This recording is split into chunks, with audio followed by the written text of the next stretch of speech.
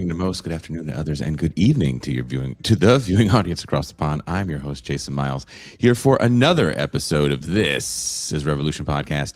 If you're new to the channel, thank you so much for taking the time to check us out. If you are a returning listener, subscriber, or one of our very valued patrons, thank you so much for tuning in. I want to thank all of the guests and all of the good people that took time out of their busy schedules to check out the week of shows here at TIR. We kicked off the week early, 6 a.m. Pacific early, continuing our limited Monday morning series with Deep State Cuba, What Fresh Hell, where Cuba gives a deep dive into the geopolitical situation at hand and takes your questions. For the record, we will be doing it again this coming Monday. Again at 6 a.m. Pacific. Shit. Then Tuesday, we welcome Professor and author Thomas Zaitzoff to discuss the usefulness of political sabotage and the environmental movement. We also discuss some other things. Please check that show out. We made the professor blush a little bit. Wednesday, we went into the void with Doc Coyle from God Forbid. That was fun. I was not expecting to hear some Obama revisionism. Thursday, we had Alexander Herbert. He was back, this time giving us a primer on his class on Marx's Das Kapital. We followed that show up with another TIR Champagne movie night where we watched the 1970 classic Wanda, a character study of a woman wandering through an impoverished life only to find what looked like hope in the arms of a petty thief. After the film was over, we hung out discussing it and its class analysis until the wee hours of the morning for some folks. All these shows are up to view on our YouTube channel, and we have playlists in chronological order of all of our shows. So make sure when you're done here, you check those out if you missed them. At TIR, we do pride ourselves by not churning out disposable content. We try to create programming that is thoughtful, challenging, political, cultural, historical, irreverent, and at times downright chaotic, and what we hope is in the best possible way. We cover the stories and ideas that matter, not always the ones that trend. We bring you conversations rooted in analysis, solidarity, and intellectual curiosity. And we do it without selling out to the algorithm and without trying to become another outrage factory. But none of this happens without you, the patrons, the supporters, the people who tune in, share, argue, question, and help keep this show alive. It is your contributions, large and small, that make TIR possible. So if you do enjoy what we do here, then consider becoming a patron or a paid YouTube subscriber. For as little as $3 a month or a one-time payment of $30 for the year, you can have access to movie nights, champagne rooms, the crisis papers, our new weekly newsletter, and you get the satisfaction of knowing that your small donation is a major part of keeping TIR on the air. Now, with that all of the way, let's get to why you came here. We're going to talk a little bit about sinners, or as our guest likes to call it, dreams of Wakanda and the Delta.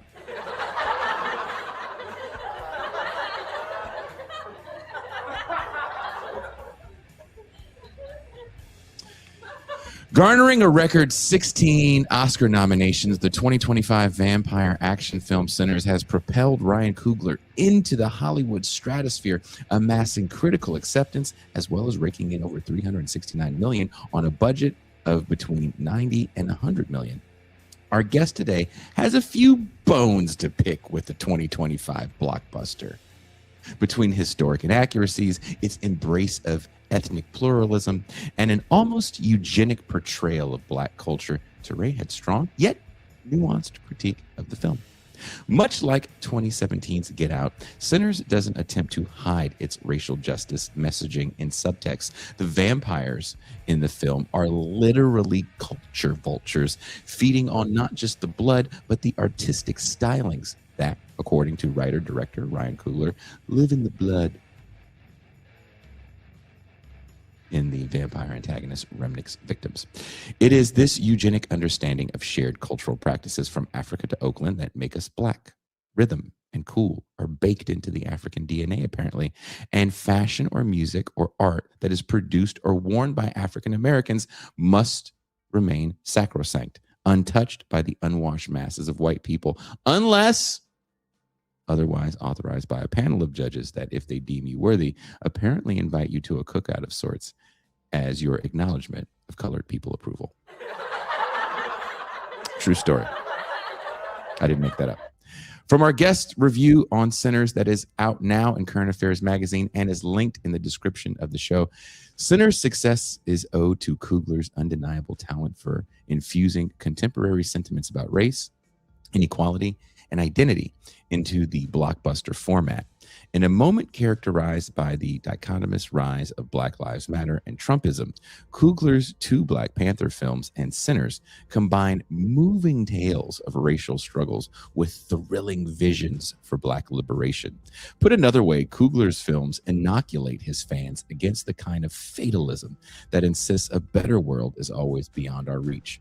And yet, the cultural resonance of Sinners also reveals the larger tragedy of the limits of our collective imaginations. For populations that have groped their way through the darkness, for a generation or more, rousing mythologies may sometimes recast as liberatory the same cultural frameworks that have come to reinforce the inequalities these heroic tales formerly challenge.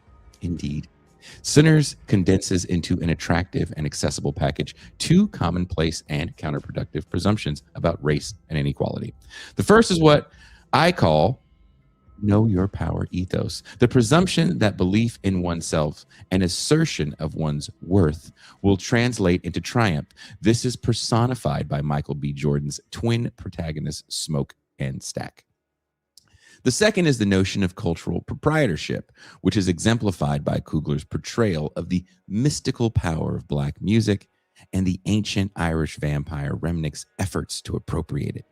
Both frameworks formally set out to counter the psychological and material blows racism has inflicted upon Blacks and other people of color by inspiring confidence and faith in an individual's or a people's potential for greatness.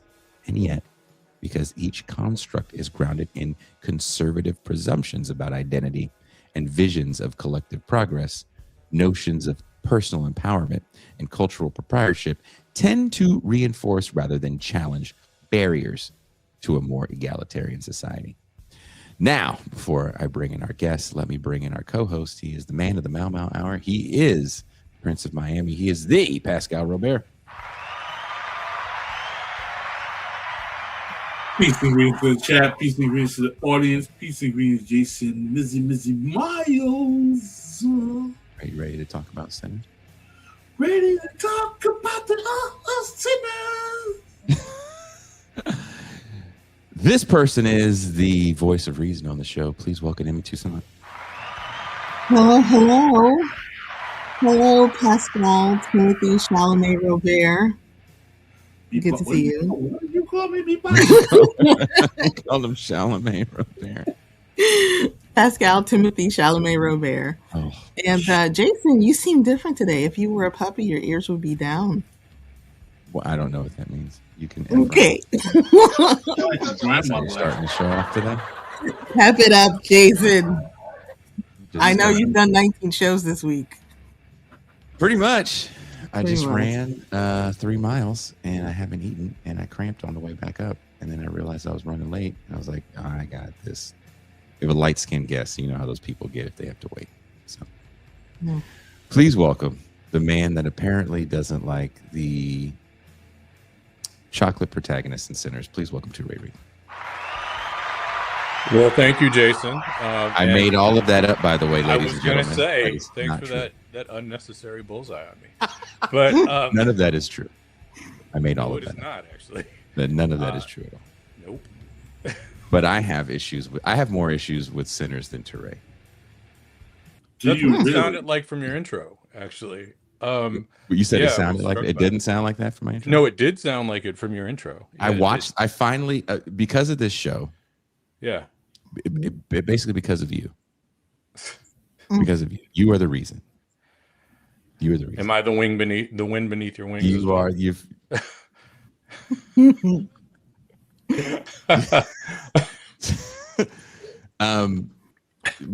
Pascal was like, we should do a show about this. I was like, fuck, okay.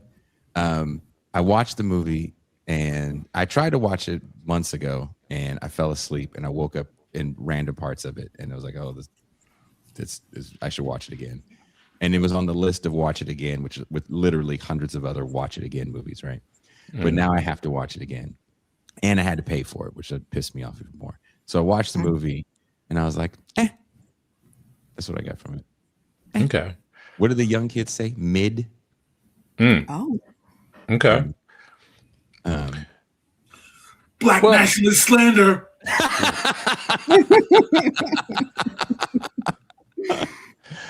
Well, you know, I'm sorry. Go ahead. No, before we get into what you didn't dig about Sinners or what I didn't dig about Sinners, what did you enjoy, if anything, from the film? And is it, in your opinion, Oscar worthy? Well, I mean, and I wanted to talk about what I think the film does well, or at least what I appreciated about the film, which is the better way to put it, because we all view films through, an idiosyncratic lens. I mean, that's sort of the nature of the beast. I was thinking about the various films that I've liked and what it is I like about them, and the films that I don't like, and what it is I don't like about them before the show, and was reflecting on some films, a couple films that I like, but have serious issues with. And I think that's a thing that people often miss, that you can like a film or a play or a book and also simultaneously have serious issues with them. And rather than going down the long list of films that I like but have issue with, I'll just pick one film that on some level I despise, but I still watch regularly, and not in a hate watch way, but I watch regularly in large part because the acting is brilliant. The theme that the playwright and screenplay attempt to address is really, really important. I have one crucial problem with that film, and it is the film adaptation of Fences, but it would apply equally to the play. As I said, despise Fences for one specific reason, which I'll come to at the end. But I want to say reiterate what's great about it. The performances in Fences to an actor are brilliant. Denzel Washington's performance in Fences, I mean, nobody could have nailed that part the way that he did. He so skillfully infused this crucial mix of charm and charisma and bitterness owed to the pain of opportunities that had been thwarted by racism, which is a theme that you get from Sinners as well, right? And again, nobody could have done that as well as Denzel. His performance is just amazing. But I hate the film. And I hate the film because it insists that in order for this Black family to find happiness and peace, the Black man, the father and husband, had to die. That bothers me to no end, maybe in part because I was writing what would become chapter 4 of Toward Freedom as I watched Fences on Stars and was reading how Obama shivved Reverend Wright. And I just could see Reverend Wright's, Obama's characterization of Reverend Wright being poured into Denzel Washington's character in Fences. But I want to stress one other thing that I glossed over, which is that issue that Fences seeks to deal with is also a very important issue that merited consideration, which is exploration of the bitterness and pain inflicted upon Blacks, particularly of that particular generation. I mean, that's what's so moving about it, hypothetically anyway. That generation that was just a little too old to take full advantage of the opening of opportunities owed to the civil rights movement. And that would have been traumatizing, as people say, but just stuff of bitterness. Again, I despise the fact that Denzel's character had to die for that family to have happiness, because that resonated with themes of the moment in 2016 and 2017 as much as anything else, and in notions of Black men as toxic forces in life and the like. And you can take this back even further to the era of the underclass, where Black men had to engage in atonement for the problems that afflicted Black communities disproportionately, lower income Black communities. But it wasn't the problem of redlining, the legacy costs of redlining and deindustrialization. Those two things go hand in glove, right? It was the problems owed to the pathologies of Black men. So I'm saying this from the outset because you can have serious issues with what a film resonates with, in particular, the sensibilities of the moment that produce it, while appreciating the brilliance of the art. And there are things, of course, as I say, that Coogler does very well. And the one I'm going to begin with is where I end with in the essay. I do have a sincere appreciation for his depiction of Black men. Now, there are feminist critiques of it, and I'm aware of that. But I want to take those critiques back. I want to put those up against fences.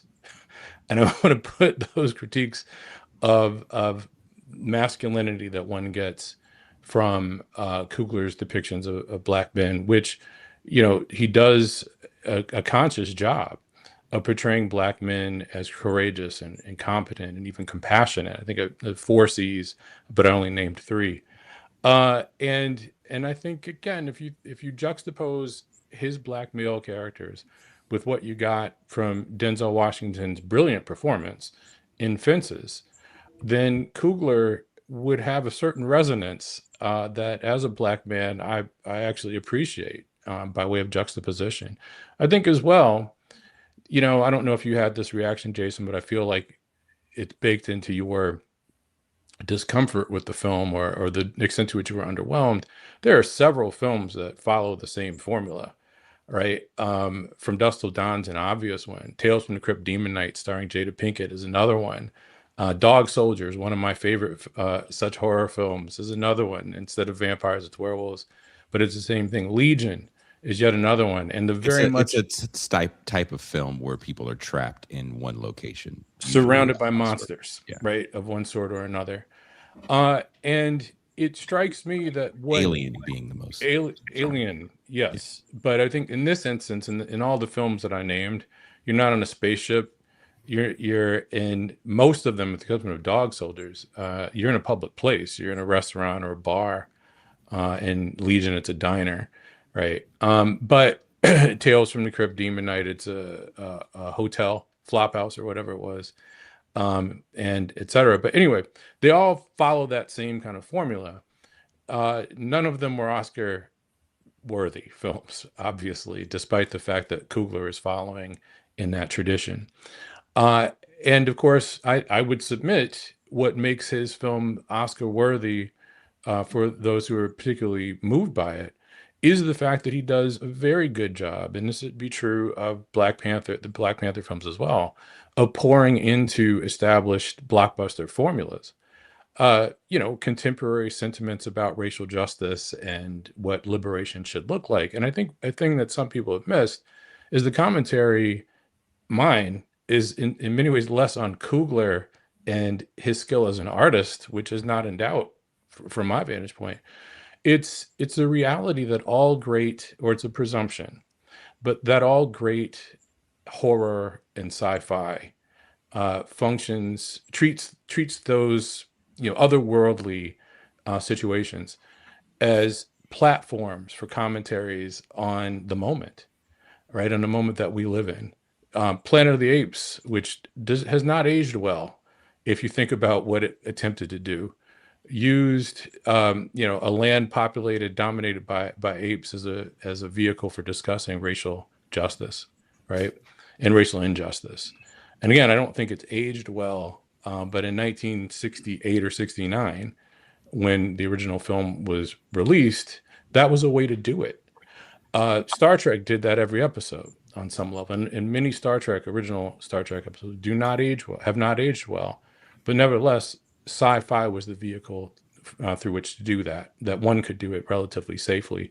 And what you do is you take what are in effect, so it's an allegory, right? An alien, but what's uncomfortable about the allegory as you move forward in time. Let me just say this before I turn over to Jason, because I guess there are some particular things that merit explication.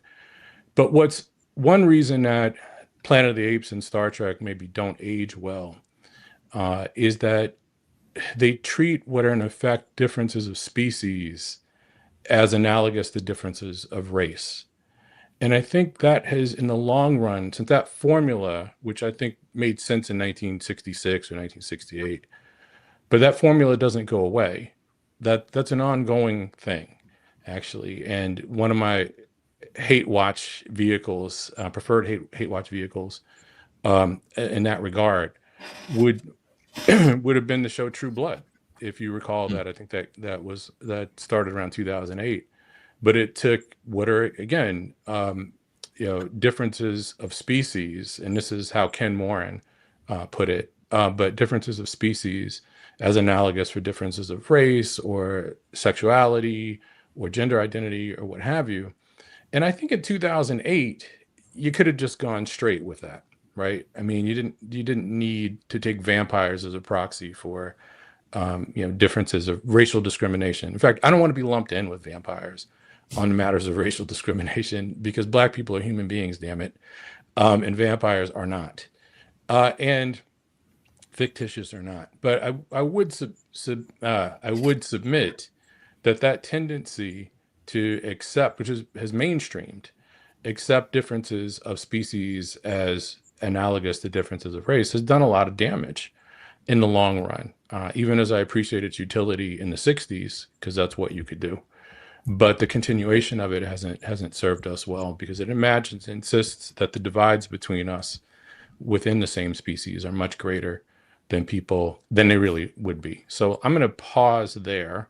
But again, I think Coogler is unquestionably a very skilled director. He does the action genre very well. I'm not huge on action horror, but as you know, I'm big on horror. He more than competently delivered an action horror film. But what distinguishes it from all else is how it resonates with contemporary notions of racial justice. And what a just society and liberation would look like, or should have looked like. Sorry. Pascal. Wow, that was quite a little monologue there, Captain Touré. I really appreciated that. Well, thank you, Commodore Pascal. You outranked me by quite a bit. One of the things that I found interesting about your piece was it was educational on subject matters that existed outside of the film. One of those subject matters that I was particularly profoundly impressed with was your discussion of cultural and ethnic pluralism. Can you, for our audience, explain those phenomenon relative to Sinners? What inspired you to incorporate them into your piece, and how Sinners furthers the way in which cultural pluralism and ethnic pluralism do the devil's work in our conversations about issues of race and society overall? Well, thank you. That is a question that I'll do my best to rein in my answer. But I'll begin this way. The sections on ethnic or cultural pluralism were really challenging to explore for a variety of reasons. And because there's a lot to unpack there, and I only have but so much word count, and a lot of stuff made its way on the cutting floor. So a few hundred or more words gone. But I have a lot of friends who are DEI officers, and that often surprises people. It often surprises people because I'm, critical of what diversity has come to mean. But I've believed in diversity from the moment I first learned what it was, first heard of the concept, several years after the Bakke decision. But as a teenager, and there are different visions of diversity, and I will confess, and I've said this before, that the vision of diversity that I embrace is no longer a dominant vision, and that vision of diversity was one that presumed that interactions between shared space, shared experiences, between people or among people who've had different life experiences. So again, interactions between people who had from different backgrounds would be pivotal to chipping away at stereotypes, and by extension, opening people's minds, of course, but doing their part to chip away at racial discrimination and other biases, sexism, and so forth. And I think that's right. I mean, that is the experience that I had as a kid moving from an all black world, or essentially all black world in Southwest Atlanta, to a more integrated world in New Haven, Connecticut as a teenager. And in that context, I was forced to confront some biases and misconceptions that I had had about white people. And I'd realized, who had been alien to me prior to that point in my life.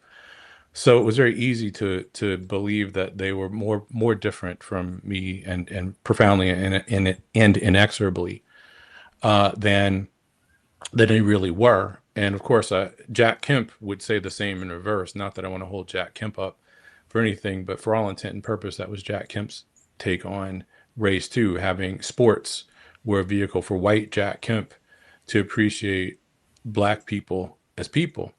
Social science research on diversity makes this clear, actually. The work with sociologist Frank Dobbin, which I found very persuasive. It tracked with what I had seen and experienced anyway.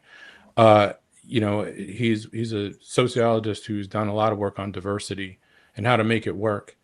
And one of the points that he makes is, instead of kicking down the front door with people, walking in with admonitions and lecturing them on the other, what makes a lot more sense, if what you want is efficacy and you want to move beyond the choir, and that's the key point. When I say efficacy, that's what I mean. Moving beyond the people who are already with you.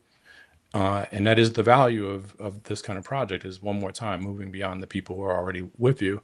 What you want to do is put people in groups, people from different backgrounds, of course, and have them work together on common tasks. And in that process, what should happen, one would hope, and it won't work with everyone, is to build camaraderie and start to, by extension, chip away at preconceived notions. You start to see black people, if you're white, to start to see black people as people, and other groups, right? It's reciprocal. So I'll shut up on that point. That doesn't really seem, the Dobbins case, I think, gets lost on people, in part because I think what diversity has often meant in recent years, and recent years will take us back, at least 20, is something more on the spectrum, unambiguously, of ethnic pluralism. And it's a presumption that these groups, that racial groups, are culturally different, all of them. Now, the thing where it gets complicated is, what do you mean by culture? And as I discussed, what culture is supposed to mean is a learned experience. But too often, I think, right? I mean, it's something that you can share, that in a way it kind of exists to be appropriated. Culture it sort of exists to be appropriated.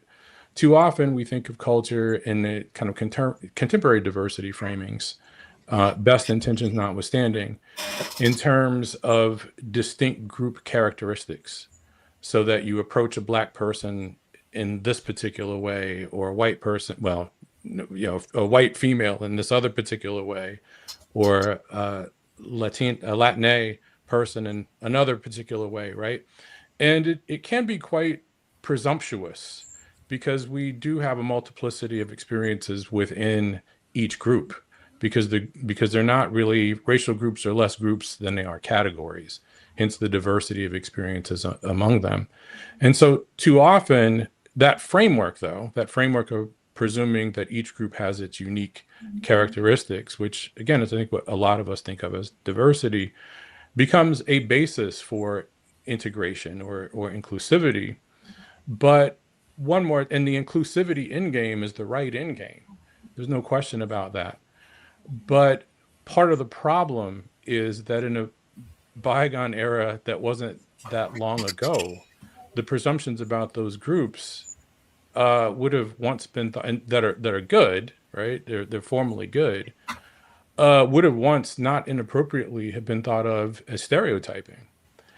Because you assume that black people all have the same narrative about their lives, the same life experience. You assume, and so blacks are all underprivileged, essentially, within the framework.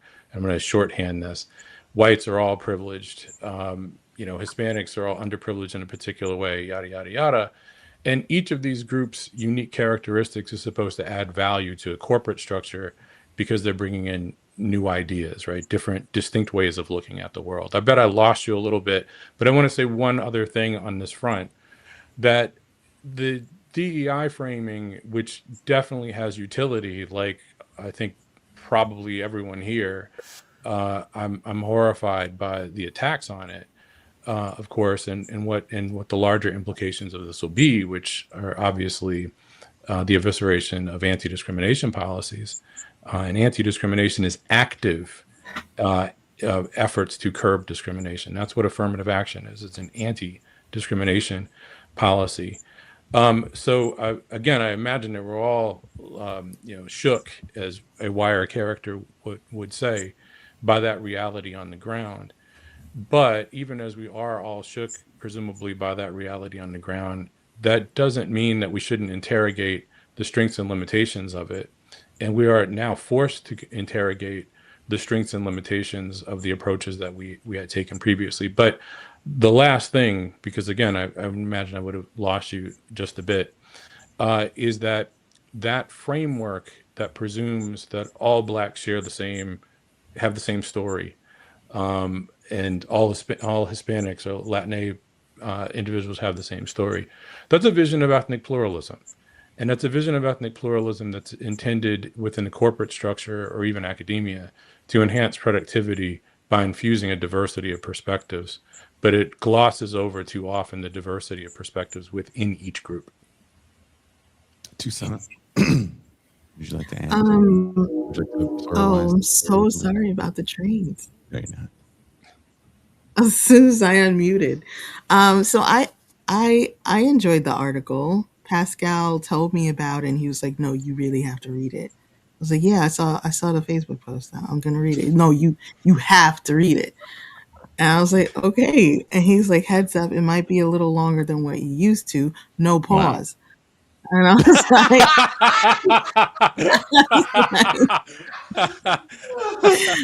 was like, man. Okay. That's a confident man right there.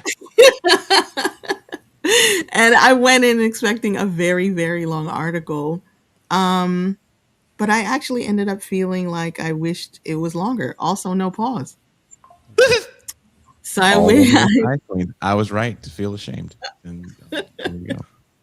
Thank you for telling us the truth. Yeah, it's important to be honest. So I have a question about African Americans and capitalism. As I am not ADOS and I am a tether, I would like to know. It is fashionable. I reject such utility of such words. Those words are offensive and shall not be used on this podcast. Is it because you and Toussaint aren't allowed to the Black people barbecue that's supposed to be so good? God damn. We eat all your food. So. Is that why you guys are so mad? How mad would you be if you got there and there's just a bunch of fucking hot dogs? You're like, what the fuck is this? I would be very upset. Barbecue? I need the mac and cheese. Pascal needs credit. Or you eat the mac and cheese? Like, who the fuck made the mac and cheese? Why is it runny? So it's at least online, it seems very fashionable for some Black people to say that, African Americans are dope. We got the sauce. That's why our culture is just so amazing. We are uniquely saucy, flavorful. And that's why, it's something that's sort of zoomed in on in Sinners a bit, but it's only centered on the music. So what is this relationship to culture and cultural production that makes African Americans seem so saucy? Is it a relationship to capitalism in the United States that makes them uniquely positioned, or are you guys just really spicy?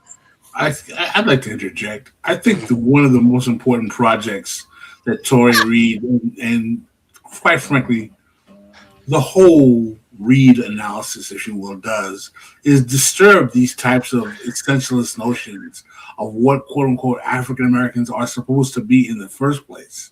I think that's one of the things that I like about the piece is that it shatters with a gong-like precision, this conception of like there is this kind of cool pose nature of if you're black and you have your grits and ham and bacon in the morning, clap your hands notion of what black identity is, which is ridiculous. Is it because Haitians don't eat grits?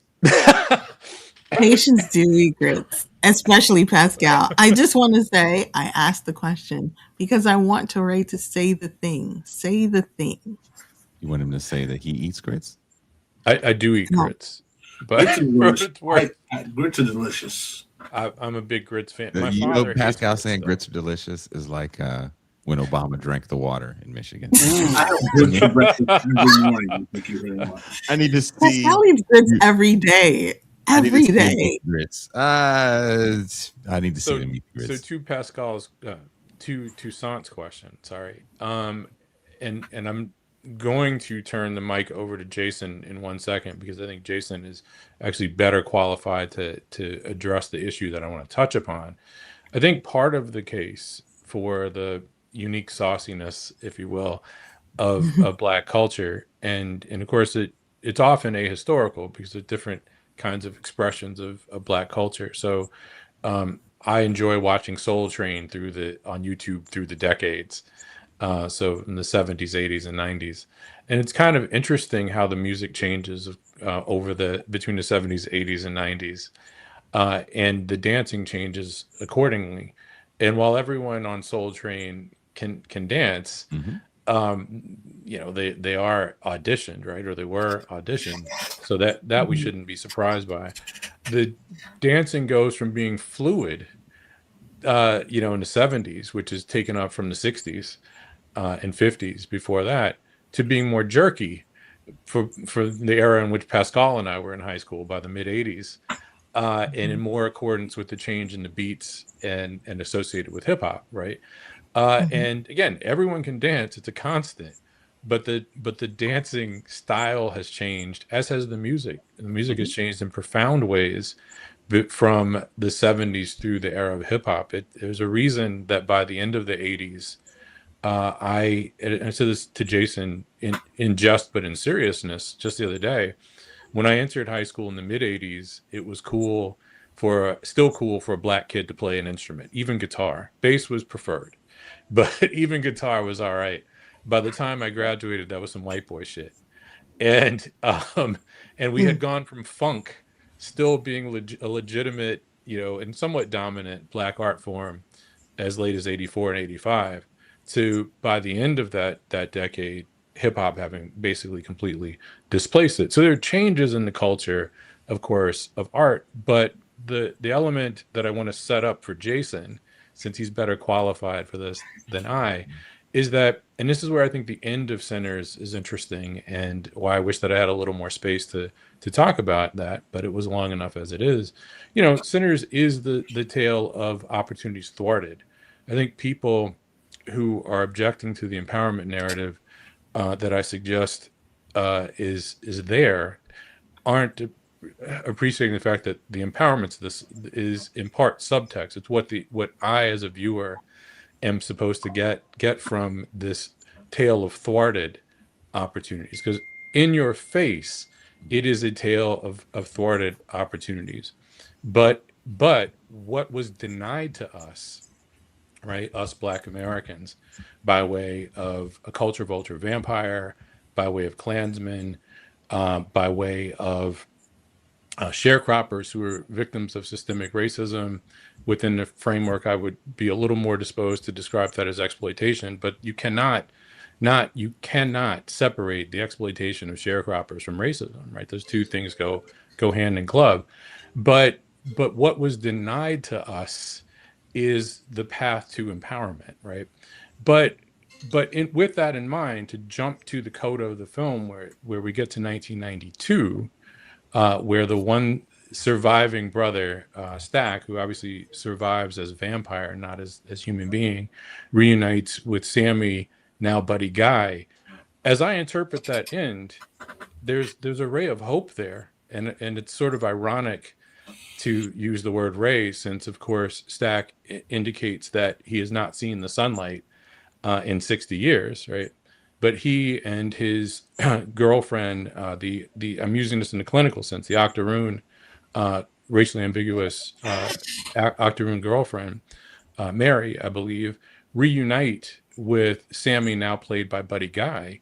And it's very clear that we're in the dawn of the hip hop era in 1992. Let me rephrase.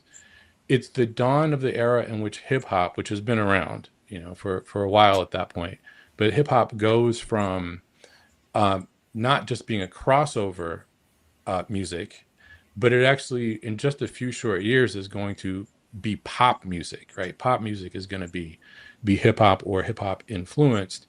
And I thought it was striking that when you get to the end of the film, Buddy Guy, Sammy, is doing well as a blues musician, as everyone predicted. But blues is an art form within the narrative that blacks did not have control over. Hip hop, by contrast, is an art form in which, thanks in part to narratives of authenticity, which were there in blues too, but thanks in part to narratives of authenticity, and this is the part that connects to what you're asking me, Toussaint. It is, and the victories of the civil rights movement too, right? These two things now come together in a good and important way. Now blacks actually have the opportunity, Black Americans in particular, have the opportunity to steward and capitalize on their own cultural capital in the form of music. Blacks did not have that opportunity within the paradigm to capitalize on their unique Black music, blues. But at the dawn of the hip hop era, they do, which I think is implied in the coda to the film. And now it is possible, somewhere between 1992 and 2026, to have Black music industry executives, right? Black moguls, and by extension generate the kind of generational wealth that was, and that's a narrative that I'm not attached to, but it is a dominant narrative today. It is now possible to generate the kind of generational wealth 1992 forward that was not possible for Black artists or producers, and it's the producers who are the star of the show here, to generate that kind of wealth between 1932, where the film starts, and even up to a large chunk of the funk era. There are some exceptional artists, funk artists, who did do well, like Prince. Michael Jackson would kind of be on the funk artist Rick James spectrum. Rick James did quite well. Yeah, and 2 out George of 3 Clinton of them I'm big fans of. So, and George Clinton. Well, did George Clinton lose a lot of his money? I mean, that's a drug thing, though. That's not like industry. He didn't walk away with money like Prince did. Yeah, right. But they had yes. different issues, right? They had different drug issues. That's true. It's not like it's an industry, right? Thing. So to your point, Pascal. What are you doing this, Toussaint? To your point, Toussaint. Asian, yeah, they all look alike. Yes, there you go. We don't even know what Toussaint looks like. So I look like Pascal, apparently. To your point, Toussaint, I think part of the appeal, not all of it, that you can see of that narrative that is baked in the film is that this is music, art is our commodity, is a Black commodity. It's something unique to Black Americans. And one more time, we didn't have the opportunity because of a culture vulture vampire. But that's the myth part. The story that Coogler, not me, brings to Earth as the narrative unfolds is, and of course I've mentioned this, I state this explicitly, is that, and this is what I think is smart, one of the smart ways that Coogler handles the allegory, that he handles as he handles it. It's not, in real life, it's not the vampires that deprive Blacks of this opportunity. We'll shorthand this and say that it's systemic racism. It's racial violence, the state-sanctioned racial violence at the hands of the Klan, and of course, the economic exploitation of Black sharecroppers who could not become the right kind of consumer base. They lacked the disposable income. But one more time, post-civil rights era, where Black people actually can take advantage of their power, right? And take advantage of it. Now, Black Americans by 1992 are able to chart a path forward that was off the table for capitalizing on our unique cultural gift between 1932 and maybe the 70s. Jason can speak to this better than I can, though. About Black authenticity And or art, record yeah, and sales. music, yeah. Well, and record sales. I mean, the But thing about can I ask Toussaint Sure. one question? Did what I say, in that lengthy impromptu exposition, did that make sense? Was that clear? It did. You guys got the sauce. I get it. But that's the thing, though, right, Toussaint? Like, even though you're saying that with the tongue firmly planted in your cheek, it is this idea that you are born with the sauce, as you put it, right? So even your Haitian roots, you will have some sort of movement that you do as well, some sort of song you do as well, that we can say goes back to Africa, and that is where we get the quote unquote sauce from. So all Black people can dance. Every time a Black person touches a microphone, it's magic. All Black women definitely are magical. And you have to be kind of the purveyors of this authenticity, because it just becomes a selling point, right? Because if you look at the state of music right now, and we'll bring up blues or any sort of rhythm and blues, a lot of musicians, if they're Black, they're much older. There's not a lot of young guys coming up, because who can afford to get instruments, take lessons? Schools don't have music anymore, where a lot of people just in general learn how to play with people as well, where you can have a space where you can make noise. The church is down as far as attendance. It doesn't have the same influence it had almost 100 years ago when this movie takes place, which is where a lot of people learn how to play their instruments. So you kind of have to sell your authenticity, that because I'm Black, we do it a little different, right? Oh, that's a white drummer. He's not in the pocket like a Black drummer is, right? So it just becomes those ideas around culture. I don't think people really wonder where it comes from and why it has to persist at a certain level, right? It's because it allows you to sell something. Well, how about the practice that if you do not master these quote unquote cultural traits to the extent that you're deemed to be expected because you're quote unquote Black and exceptional, you're viewed as defective. Then that's part of the problem. You're not. You're the uncool. You're the unhip. You're the non-chic. You're not. You're one of those. Yeah, you're one of those corny Negroes, if you will. Part of the problem I have with this discourse is that it assumes that it's a eugenic analysis of cultural production in some ways. So to your point, Pascal, about the performance of Blackness, and because that's what you're saying, right? I mean, what you're describing is the performance of Blackness. There are things that you have to do to announce your Blackness, right? Am I mischaracterizing your point? No, you're absolutely correct. What was interesting for me, and Pascal and I are just a couple years apart in age, and though I originally pre-adolescent, I grew up between Southwest Atlanta, Georgia, and New Orleans, Louisiana, mainly Southwest Atlanta, Georgia, though. By adolescence, I was, not too far physically from where Pascal grew up. I was 90 miles outside of New York City in New Haven, Connecticut. And that 90 miles distance matters a lot, because that's close enough to get cool stuff from New York, not too far after it takes off, but far enough that there's a delay. And I remember when I was Jason's heard me say this before, but I would rather do this on Gallery View personally, but it's just me. But, thank you. He's calling his own shots. Look at this guy. I'm just requesting. It's a request. But it's your world. I think he's Coogler or something. Yeah. Look at this. I'm more of a squirrel trying to get a nut. You know what I'm saying? Orange Juice Jones reference right there, in keeping with. But you know, Jason's heard me say this before, but in the mid or late 1980s, right around 86, 87, I was driving around New Haven and I was grounded all the time. So I was a passenger in the car.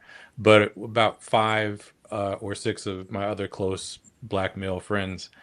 And this would have been around the time that Rebel Without a Pause had come out as a mixtape, as part of a mixtape. It wasn't an album yet. I remember that vividly.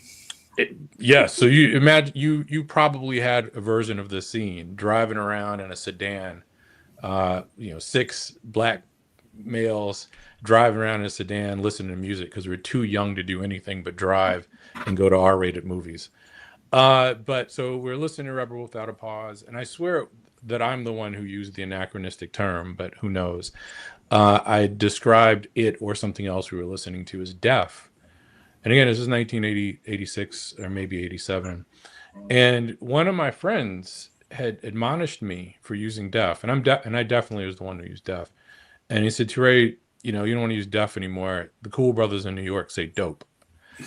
And this is, again, where being 90 miles away mattered a lot. You're just close, just far enough away that there's a delay, just close enough to get it relatively early, but that distance imputed a degree of enough cognizance for one of my good friends at that time to correct me, to make sure I didn't sound corny by using the no longer in vogue term. And my instant reaction was, and this is where it matters that I was, had moved not too long earlier from Atlanta.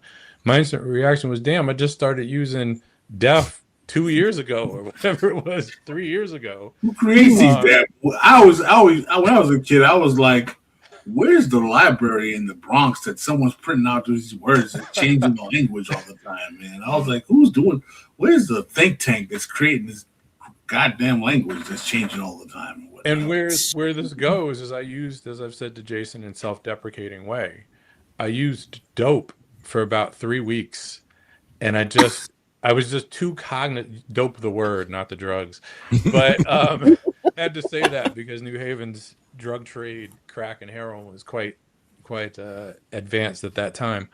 But I used it for about 3 weeks before it just felt inauthentic to me because I was just going with a trend just because. I was like, fuck it, I'm just going to use cool for the rest of my life, I guess, because that one has long legs. But that performance of blackness thing that you point to, Pascal, is interesting and merits, I think all of us should interrogate it. It happens far too often, and you definitely see it happen in like musical settings, right? Because that's how you're going to get a gig, especially if someone's looking for a certain look. I mean, Doc Coyle from God Forbid was on the other day, and he's in a band, but he also does fill-in work. And I was asking him about, getting bigger gigs. And one of the things that he said, he goes, well, sometimes people have a specific look they're looking for. And I think we think about, musicians on a stage when you're watching, I don't know, insert pop star here. You're assuming that they are trying to put together the best group of musicians around, when in reality, it's like, well, can you get the dance moves down? Do you have the look that we're looking for? That is more important than your ability to play, because, if they really want to, they could just pump in backing tracks.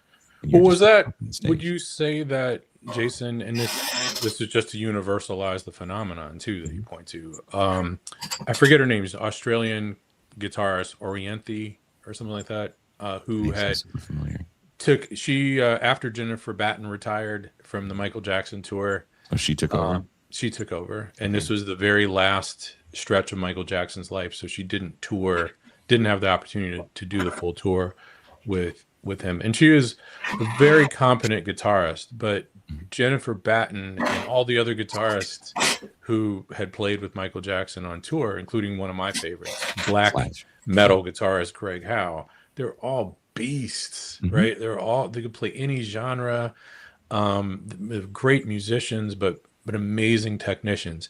And Orianthi, as I heard her, and maybe I'm being ungenerous, was really more of a rock guitarist, right? She did that very well, but I don't think she had the breadth of command of the instrument that Jennifer Batten had, let's say, but she did have the look. And if what you want, and in fact, even when Greg Howe, who is a Black American, was on tour with Michael Jackson, he wore a blonde wig when he played the Beat It solo to evoke, like for real, you can see this on YouTube, to evoke the visage of Jennifer Batten, who he had replaced briefly on tour. So you see this point that you're making, I think, well beyond race, but artists who have the look, and the look trumping maybe the facility on the instrument.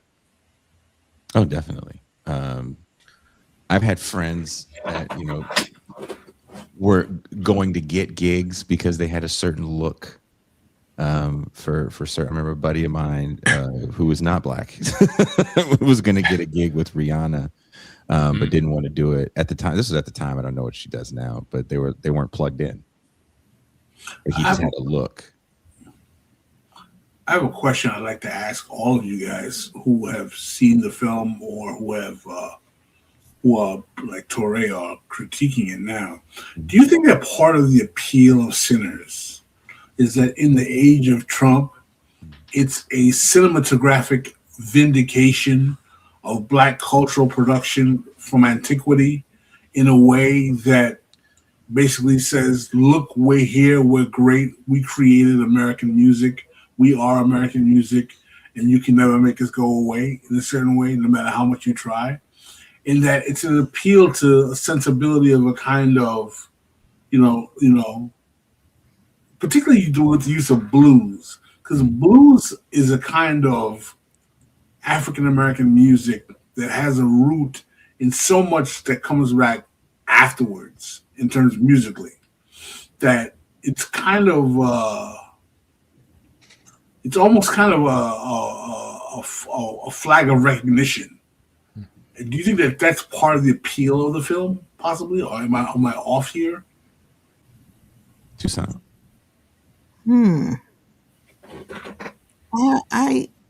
I think there's definitely a context in which this emerges, as with any art. It might have something to do with kind of the Ado strain of trying to single out the African American experience in some kind of way, but also Black excellence. I don't want to change the topic too much. I just want to say real quick, Touré, that if your friend had told you to stop using deaf in 2026, it would be because it was ableist. There was no A, but yes, that is funny. Thank you very much. I loved the word deaf, by the way, because I had always assumed that it was derived from deft, and it was of the terms that were to denote somebody whose shit was dead correct. That was always my favorite one. So that was honestly probably part of the reason that I was vexed by it. But the main one is what I say. Toussaint, I got a question for you about the ADOS thing, and I wanted to go a different way with Pascal's question, but short answer for now, Pascal, I would say yes. But you don't think that Sinners showed a universal Black experience? I mean, the fact that Sammy didn't just conjure Bootsy Collins / Ernie Isley / Jimi Hendrix and B-boys and DJs, but he also channeled Jamaican dance hall and African musicians as well. I didn't see this as an ADOS narrative. Actually, I saw it kind of as as sort of the opposite of ADOS, which could be a plus from a certain vantage point, because it's from one vantage point. From another, it's the minus of essentialism. But from the plus vantage point, at least, I read it as a pushback against the ADOS sensibility. Because it all goes back to Africa in that one right. scene. Yeah. And we're all one people.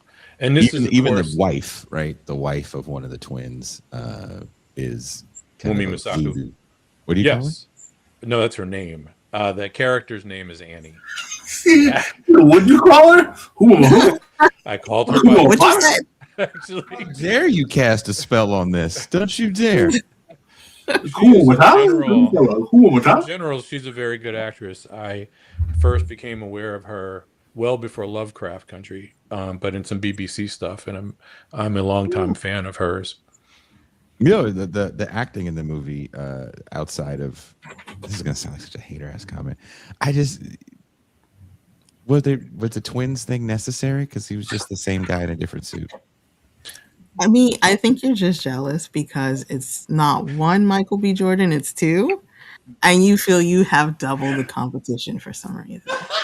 Well, I'm going to push back a little tiny bit against Jason's point about the twins, but not a ton. So on the one hand, what Jason is saying, I think, is that the performance Jordan delivered for each twin was identical. They were identical twins.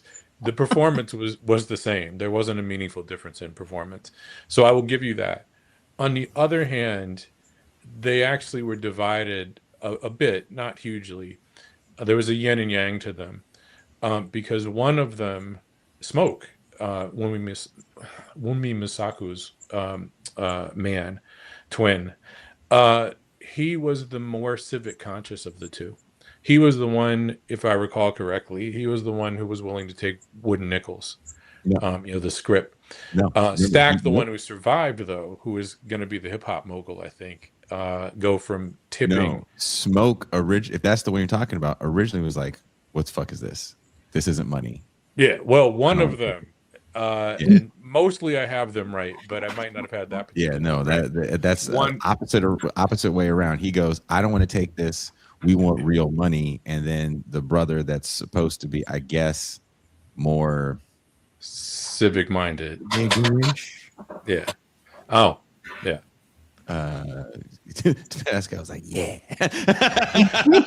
One of them was more receptive to taking one of them was more receptive to taking the wooden nickels than the other.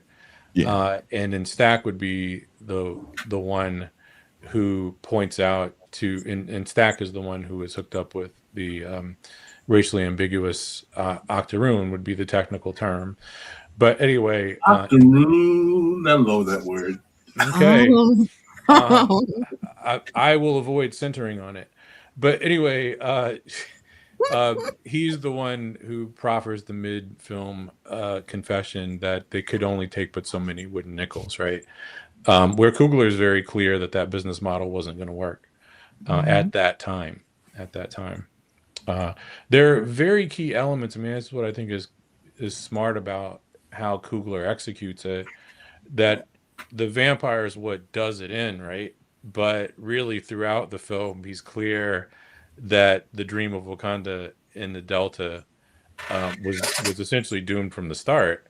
But there is the what if, right? And if it weren't for the vampires, then if Smoke could single-handedly dispatch 15 Klansmen and do so while being mortally wounded, the two of them could have done it and lived to tell about it. And frankly, I think if you watch the film, around the hour 58-minute mark or something like that, Smoke actually takes the amulet off of his neck, rips it from his neck, and tosses it aside. And that's a key I no longer give a fuck moment for that character, because 38 minutes into the film or something like that, when he's reunited with Wunmi Misaku, Annie, I will just call her Annie, so Jason doesn't think I'm trying to conjure by simply calling her by her actual name. But anyway, so Annie has a conversation with him where she announces that I'm the one who kept you safe with my mojo bag, right? So even if he had kept the mojo bag on, it seems quite probable that he would have bumped off those 15 Klansmen and lived to tell about it. But now, I don't give a fuck, right? He's lost the joy and the things in life that had given his life meaning. But what if he didn't? And again, what if the two of them even continued to fight? What if Stack hadn't been turned into a vampire? If Remick had never shown up? There is the possibility that these guys, these brothers, might have actually been able to take out the Klan. Now, what the long-term future would hold is a different matter. But I had this feeling about this that's only going to react. It's only going to land with Jason because of the Jason specific analogy that I'm going to put forth. There's a sadness in this film that's offset by a degree of triumph. And I think a lot of the best sad art is offset by triumph to a degree. That's triumph written into it. That's what I appreciated about again, Smokes I Don't Give a Fuck moment. Sadness and triumph, fuck you guys, right? And done. But the song, so then this is just for Jason, White Lion, here you go. Wait. One of the things I really liked about that, and Vito Brada's brilliant solo, as we've talked about on rock guitar related podcasts, is it's a sad song, but it's actually triumphant. There is a kind of I will survive vibe to it before a hairband, right? And ditto for Gloria Gaynor. And I think that for me, particularly when you get to the coda of the film, that's part of the plus. Right? I mean, it's sad, but there is potentially, again, a new day dawning in 1992. And of course, there's what could have been, and what could have been was generational wealth. If we had just kept it together and had been able to maintain Black businesses. It is funny in that part of the movie where they have to acknowledge the fact that these people are all poor and they're coming down here with this we have Irish beer and Italian wine, which ultimately, right, you find out they stole. So there's a lot of problems that are going to befall them if they keep this going. They stole that shit in Chicago, though. Ain't nobody getting them in Mississippi. Hey, it's not that far. I know the interstate system hasn't been built yet, but I know the highway routes down there. I know, but it's a long drive. I make that drive from side to side. So if the mob doesn't get you, then you're working on limited, right? The supply, a limited markup, right? Because eventually you're going to have to buy your booze somewhere, right, or you're going to have to make it. That's going to be a process, right? Yeah. They're spending money willy nilly. You're going to bring heat on yourself. Yep. And also these things just go away. Eventually, you're going to have to get licensed for these illegal joints, and everything. Your business model is going to have to be altered if you are to continue to do this. You can't live in the shadows forever with it, right? Right. And so it's a doomed project from jump, and it's also kind of a ridiculous project. If you're going to rob these mob guys from Chicago who you're allegedly working for, why would you open up a bar in like the poorest part of the country? Well, let me throw this out at you too. I mean, the migration piece, and there are some issues that I had with the migration, the migration discussion. It comes up a couple of times, but I'm gonna skip that. So one thing that I thought was really interesting in a positive way about their backstory, the character's backstory, is obviously they're veterans of World War I and the Chicago gang wars, as Coogler spells out, and I detail or whatever. But they're thus products of the Great Migration. And we watched A Soldier Story recently, and one of my all-time favorite films, whatever the genre, but certainly on Black-oriented topics, that's top of the list for me. But I think I mentioned to you that when my dad's dad, who was a sergeant in the Jim Crow Army during the Second World War, that when he was in the military, in the U.S. Army, the racism that all the Black troops were subjected to, of course, was unbearable and infuriating, in part because of the hypocrisy, especially for someone who was in European theater of operation like him, being prepared to fight racist Nazis while having your colonel call you niggas. One of the things that one of his anecdotes was at some point along the train ride through the South, train ride of Black troops, a sheriff, I think it was in the Carolinas, I'd have to ask my father this, had all the Black troops on the train get off the train, stand on the platform, and that sheriff said, "I know a lot of you niggas have been up north and had your hair straightened and all that shit, and that's what he said. Like, according to my grandfather, I know a lot of you niggas have been up north and got your hair straightened, got your conks," but he wouldn't have said conks. But in whatever part of the South they were in, that we know how to treat niggas. And I thought of that when Smoke and Stack. I thought of another experience I'd had in the early 90s in, was it Transylvania, Mississippi, or some shit like that. I'll have to look up where that particular Transylvania is, with some young brothers who are about my age, and I was in my early 20s at that time.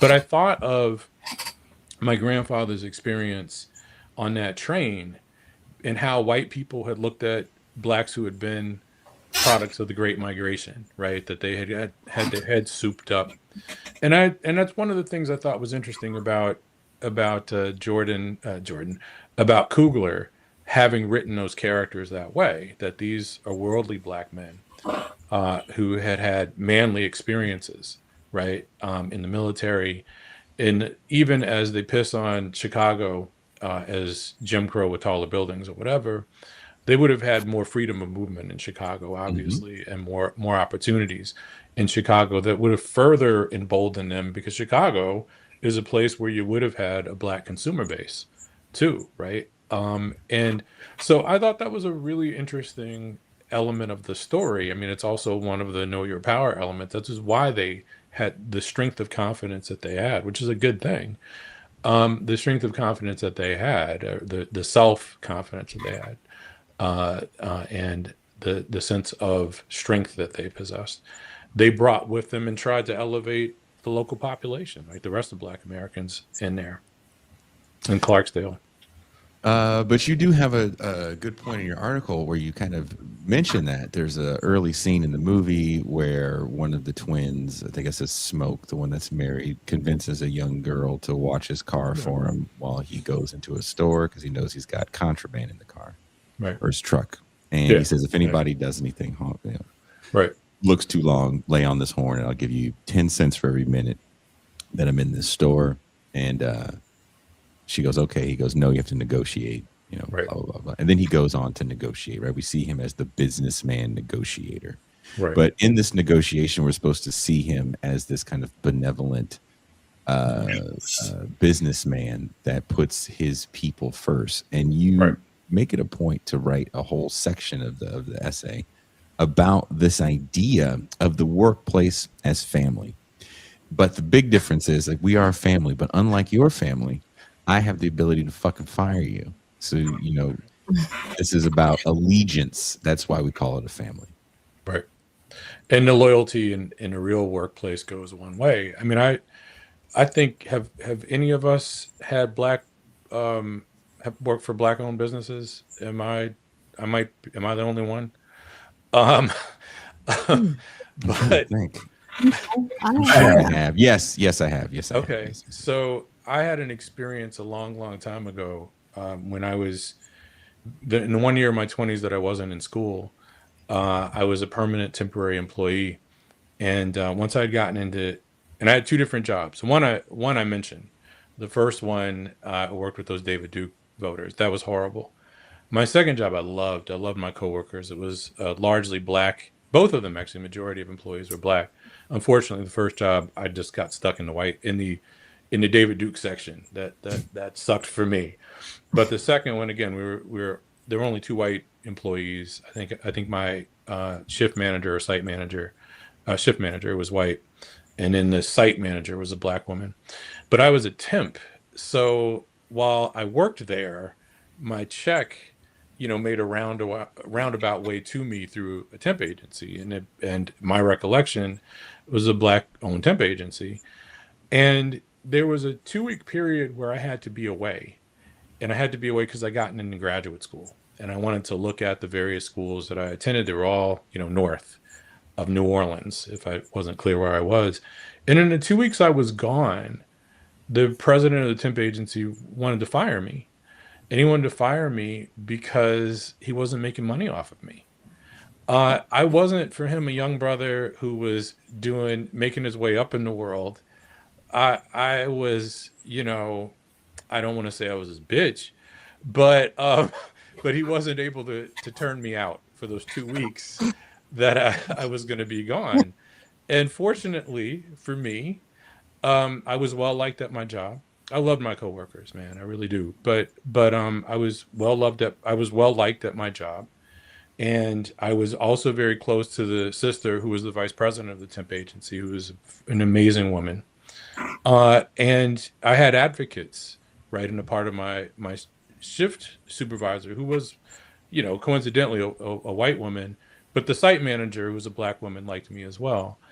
And my coworkers liked me well enough, as I said, and they made sure that didn't happen in my absence. And I of course learned about it, but I was in no way surprised, in part because of what my mom had done for a living. She's a black woman who was an HR manager, and I got to hear the constraints that black professionals operate under.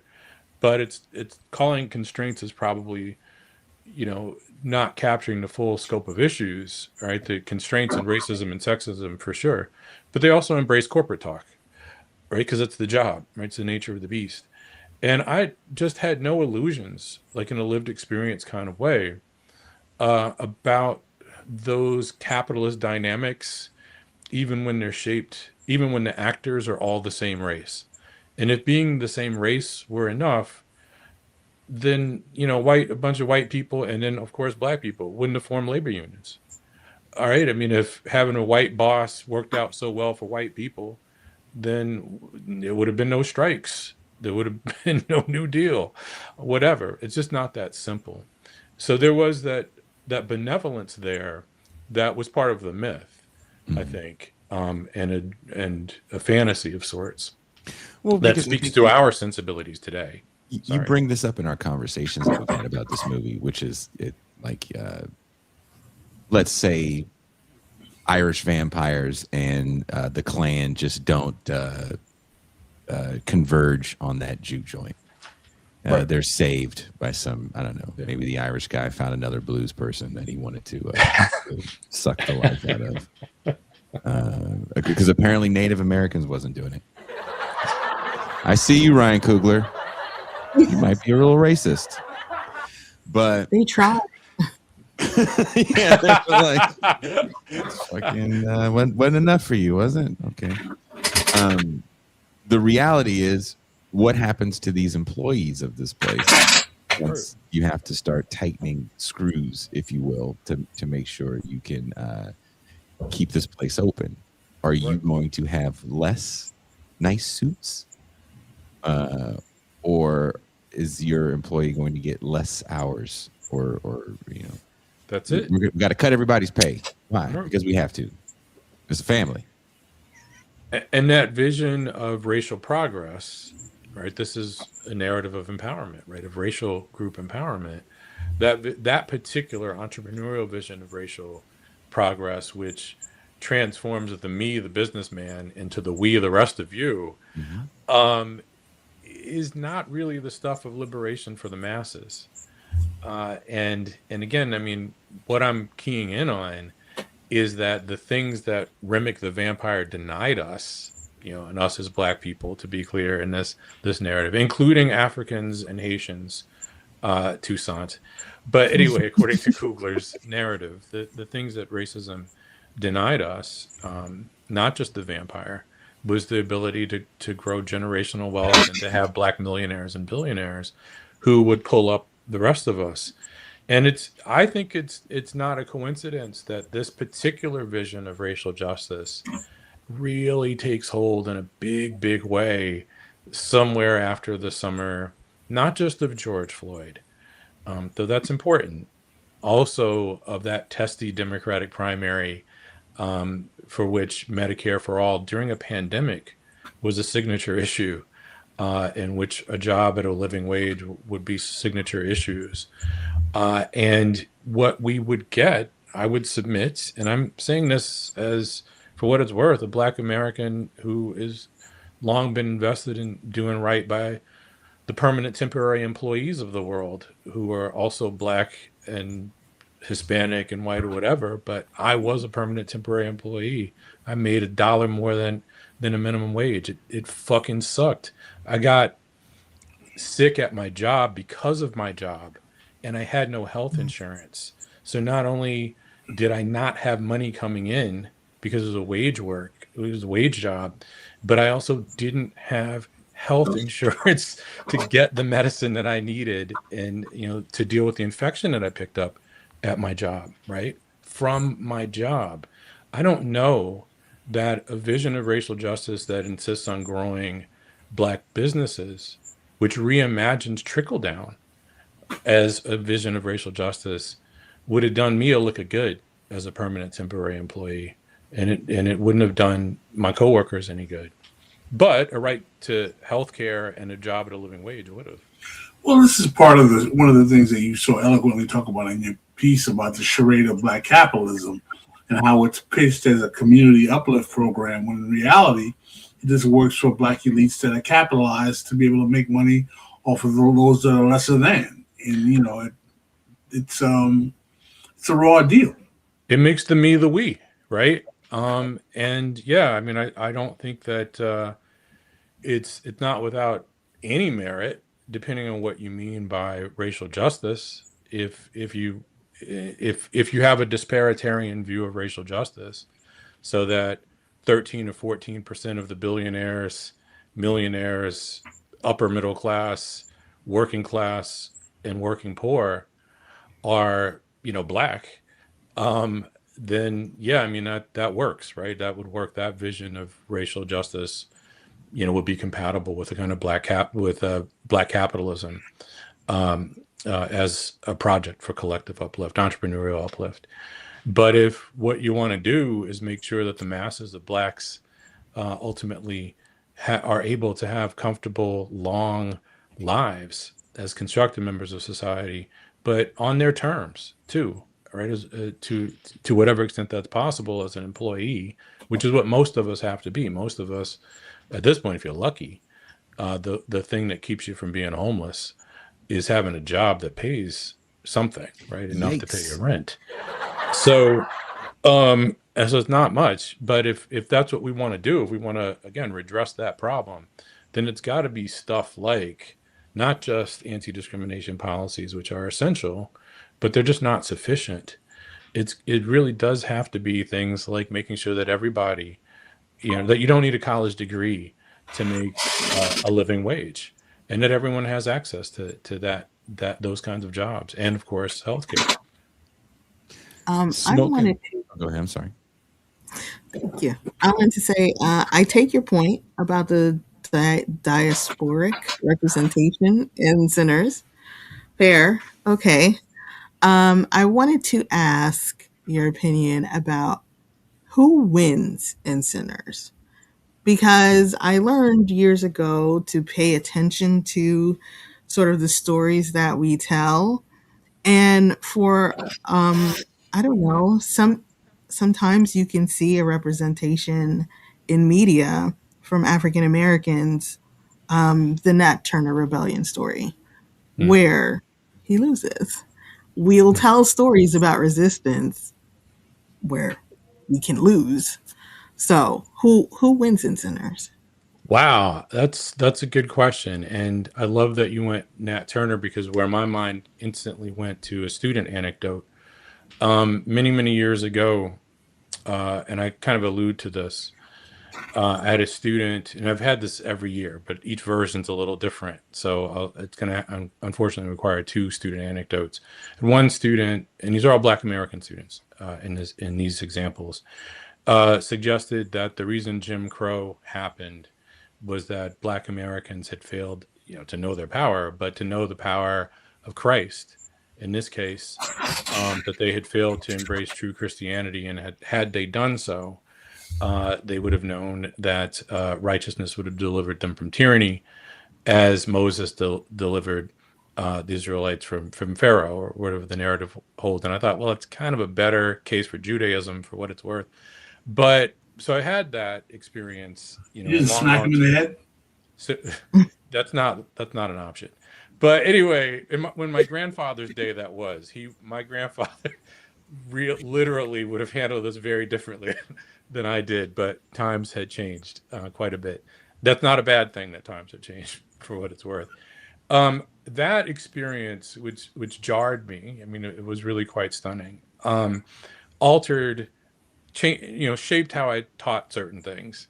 And so I made a point subsequently of making sure that my students appreciated the extent to which the deck was stacked against Black Americans, right? Because a lot of us, I don't think, really appreciate how much the deck was stacked against us, for reasons that I may or may not come back to, but is evinced by statements like that, right? Because as I said to that student then, being righteous doesn't make you bulletproof. But that's hard for people to conceptualize, oddly, but it really is, right?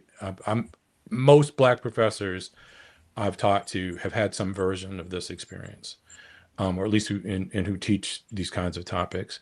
But several years later, having been shaped by that one experience, and I'm again stressing the obstacles before Black Americans when discussing the Stono Rebellion, I asked my students, why was it a failure? And one of my students responded by telling me she disagreed that it was a failure. And I said, how do you figure? And I'm going to go back and forth on the gender pronouns, by the way, so just be alive to that. And that student, indicated that it was a success because she, back and forth, so many centuries later, could take pride as a Black American in knowing that her or his ancestors had organized and risen up and killed a lot of white people. And the one part of Django I like is when Django kills all those, people, plantation owners and all that stuff, whatever. My favorite part of Sinners is the Michael B. Jordan final action sequence. I can appreciate that in a film, but I was very much taken aback by the fact that the student detached by centuries from the misery, the brutal ends that the participants in the Stonewall Rebellion would face, saw a happy ending there, because that saw it as a success, because so many centuries later, he could take pride in this as an African American man or woman, and I think when I viewed Sinners, one of the things that one of the reasons that the misery wed to triumph jumped out at me were those experiences, right? I mean, it's horrible, of course, what happens to the characters, what the Klan would have done, let's say. But we can take pride in the fact and find catharsis in the fact that this fictitious character, of course, managed to dispatch 15 Klansmen single-handedly. And what if he hadn't taken that amulet off of his neck? What if the Remick had never shown up and Smoke and Stack were there together? Then, the ending would have been totally different. And so I love the question, Toussaint, because I think the answer is oddly complicated, if that makes sense, because many of us do find pride, and there's a reason I want to stress the take pride thing. Many of us do take pride in things in these moments that are apocalyptic for the Black actors. I don't take pride in that. I'm horrified by it. I mean, it breaks my heart, because I walk in understanding Black people didn't like slavery. So I don't need to know that, right? I don't need to see this. And the pride piece is part of the story. I had a conversation with a very well-known scholar some weeks back about this topic, and he too, Black American, had this experience with students that I point to in the essay. And the way that he put it, and that didn't surprise, because I first learned about this phenomenon from my grandmother, who was a college instructor. My father's mother taught an HBCU, so this is not, the province of Black students at predominantly white institutions at all. And my grandmother, for most of her career, was taken aback by her Black students at this HBCU that was her alma mater, my other grandmother's alma mater, my mother's alma mater. But my grandmother, Clarita Reed, was taken aback by how infrequently her students seemed to appreciate how brutal Jim Crow was, because they always said, and slavery, so many of them said, not always, but so many of them said they could never have done that to me. I would never have stood for that. And this other scholar I was talking to, a few weeks back, when I brought this up to him, he'd had this experience himself. And the way that he described it is the shame that so many of us feel about having let slavery happen to us, which, I've have Jewish friends and acquaintances who've said the same thing about the Holocaust. And I thought, there is no shame to not being bulletproof. These people are not fucking around, right? They made plain what the consequences were going to be for pushing back too firmly. And that's why I say, I think a lot of us think that the problem of slavery was the production of what's driving it was white supremacy rather than cotton and the wealth that it generated. If you understand that this is really about having a deep pool of rightsless labor, and that's essential as a business model, I think it becomes a lot easier to appreciate why it is Black people would have had such difficulty resisting directly as opposed to indirectly, right? This exploitation, because the plantation owners had the backing of the state behind them and an arsenal, because this was big business. And people talk about slavery as business, but the business part becomes secondary to the race part. And I think precisely because the business part is secondary to the race part in most of our imaginations, maybe it's something else going on too, but I think this is a part of it. They can't conceptualize the brutality and its underpinnings, like where it's coming from, and just how much the deck was stacked against both slaves, especially, and sharecroppers as well. Because at least sharecroppers had greater latitude to flee to Chicago, like Smoke and Stack did. But slaves, those opportunities would have been extra few. Yes, yes. You better not get caught. That's why we braid hair with maps in it. Free. Keep it free. Jason, I'm curious as to why you are more critical of the film than I am. Are you trying to make me be the bad guy because I'm darker? People don't know this, but Jason's gotten browner since he moved to Mexico. He's blonde. I'm telling you. Because your people are from Louisiana too, at least. For me, it's on both sides, and Arkansas as well. But for you got one side from Louisiana. Oh my God! Yeah. I can't get into it on this show, but okay, that's fine. We'll talk. Comments lately from someone, but okay. You bring it up in the piece where you talk about the big dick energy of Smoke and Stack, and maybe. This is kind of one of my issues, and Toussaint's going to make it about my jealousy of Michael B. Jordan, but he's in great shape, and I am not in that shape. I'm getting there, Toussaint. I'm getting there. Okay, getting there. He's not your competition.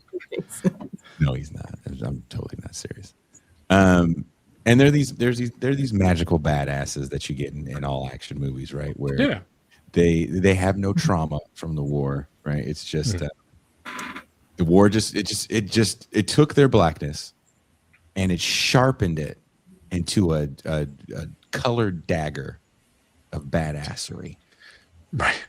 And colored dagger of badassery.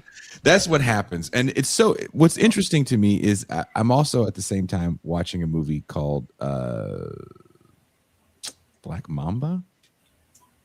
And it's about a black woman. Vivica Fox. No. From Kill Bill. It's from 1976. And Vivica was from the same group of people that did Killer of Sheep. That same group of filmmakers. Beautiful film. And it's her husband comes back from Vietnam and he's trying to get a job and he's having a hard time getting a job and he's also suffering horribly from PTSD. We don't have a name for it in 1976. But shell shocked, right? I mean, You that's, just said that's shell what they shock. call She it. just Yeah. calls it his dreams, right? And Okay. tries to like, hey, you got to get over this because you Right. keep having these dreams. I wake up, I can't go to work. You're too unstable to get a job. Like, you need to fix yourself. Mhm. That never happens to these guys. That's fine. It's a movie with vampires in it. You can dispel some belief for a little bit, but Yeah. we are in a moment of what you rightly call out big dick energy. And you critique the film. You say that this is the same energy. To me, it's the same energy that we see running rampant in the manosphere. And after what, maybe because I had just watched the Louis Theroux, I would think I hit you up about that, the Louis Theroux documentary about the manosphere. You told me I have to watch it. You have to watch it. We're going to do a show about it Tuesday. Are Smoke and Stack just the Tate brothers in an alternate timeline? I don't want to answer that They're question. more competent, I think. More competent, you said?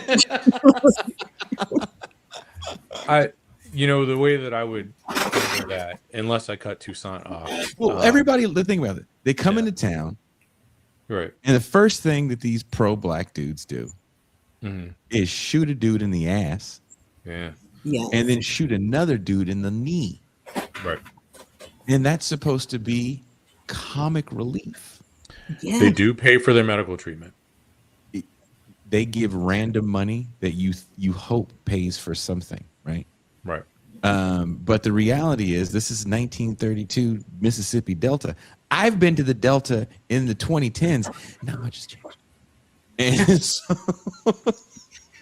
so, what kind of medical care were they going to get that were going to enable them to get back to work, get a job? Right. I get it. They were thieves, so maybe they didn't have much going for them in the first place. But shooting people in broad daylight is the most, manosphere fuck shit. Especially if you're supposed to be like the pro-black guy. Right. It's true. Shooting somebody on Fifth Avenue. Go ahead. Oh, no, not if I cut you off. Preach, woman. Preach, woman. Well, yeah, no, that's the Trump statement. I can shoot somebody on Fifth Avenue and, nothing will happen. Mm-hmm. So, yeah. And he does it. And no one says beep. What's so crazy, he shoots the two dudes. And then everybody goes to this nigga's club afterwards.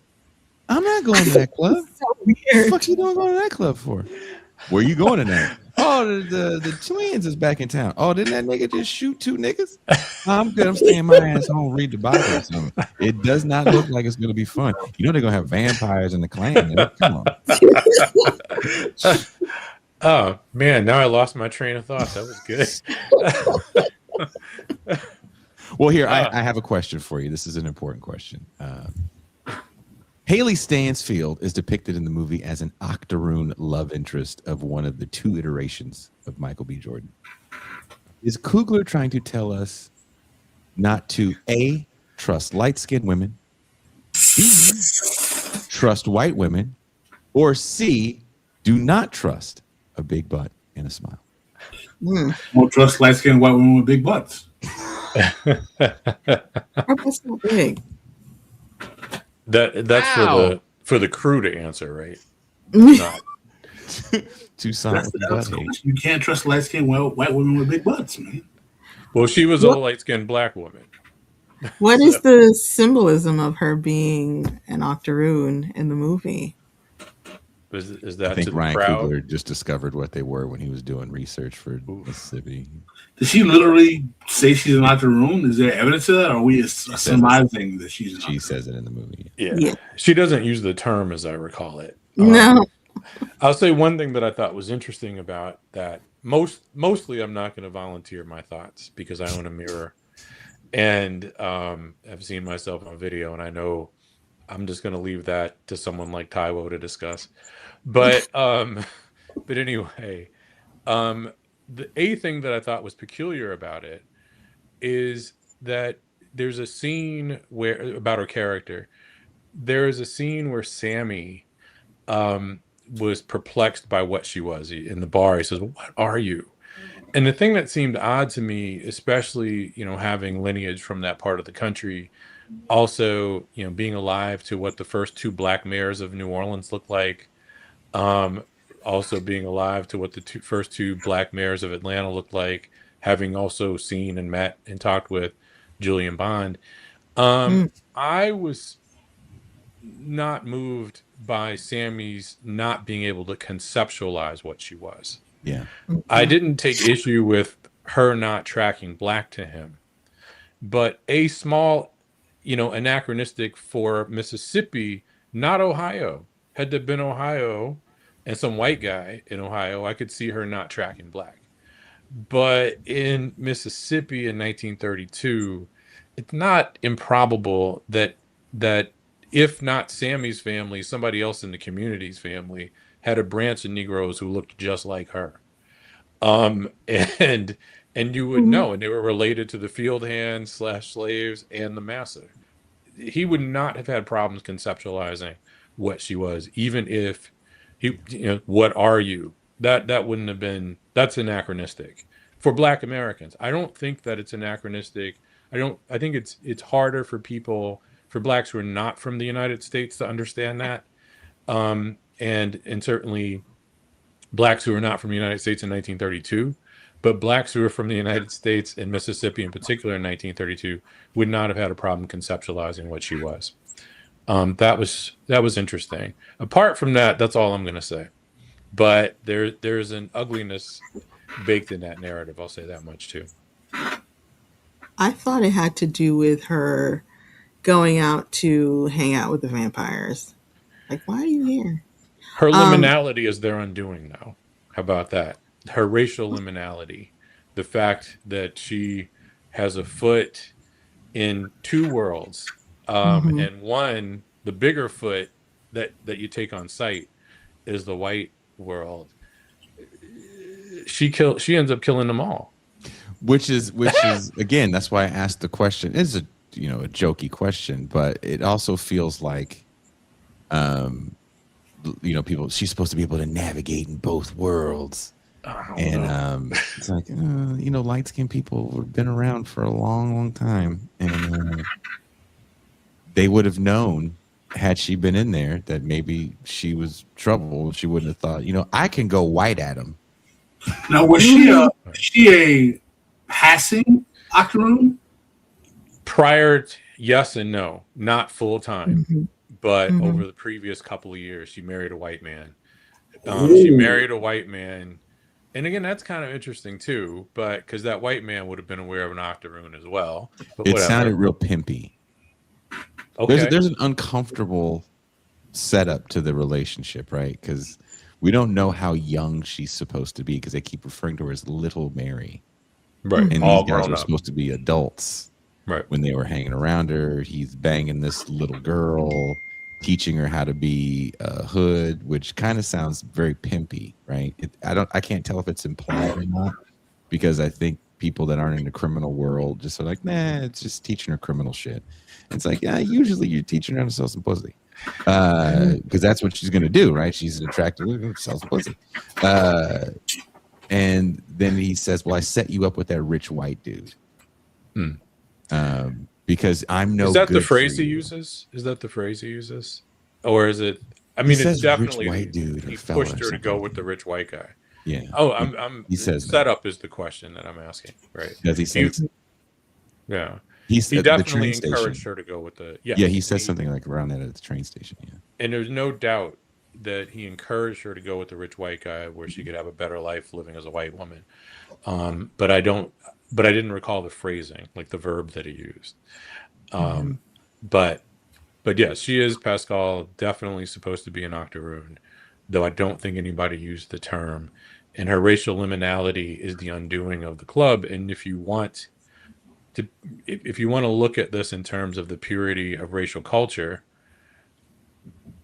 which is part of the narrative in the film, it seems, her character is loaded in interesting ways. With all that ass.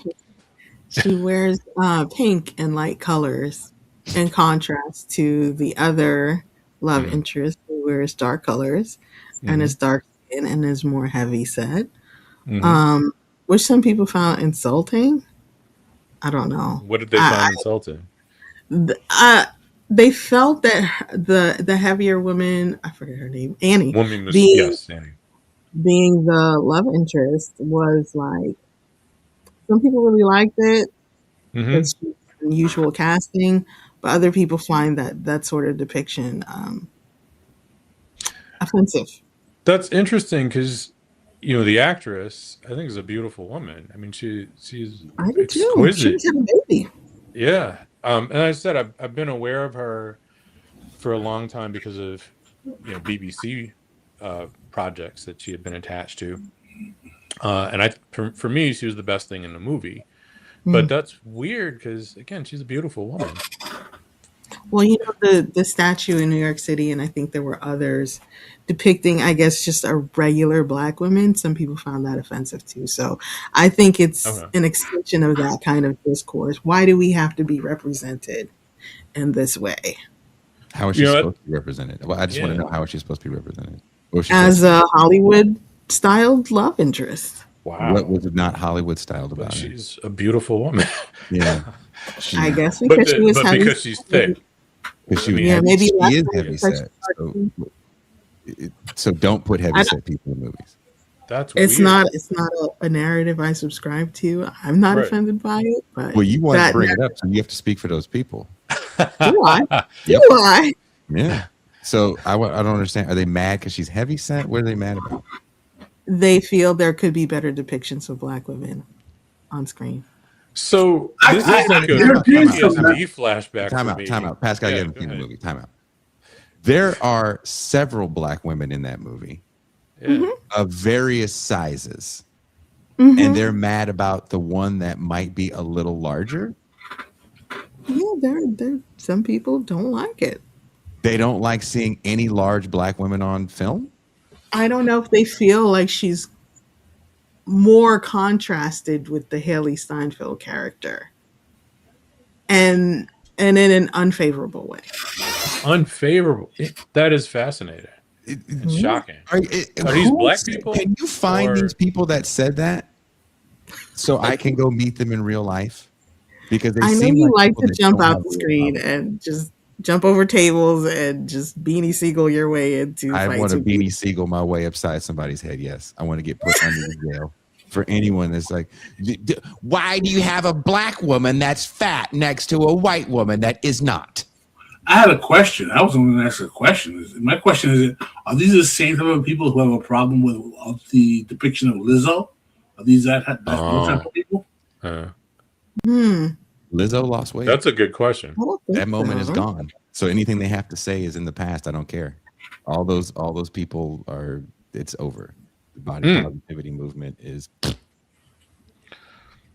South Park did it. So we're approaching the 2-hour mark, and I have a lot of grading to do. But where do we want to go from here? I just want to also say about Haley Steinfeld's character. I don't think it's that unusual.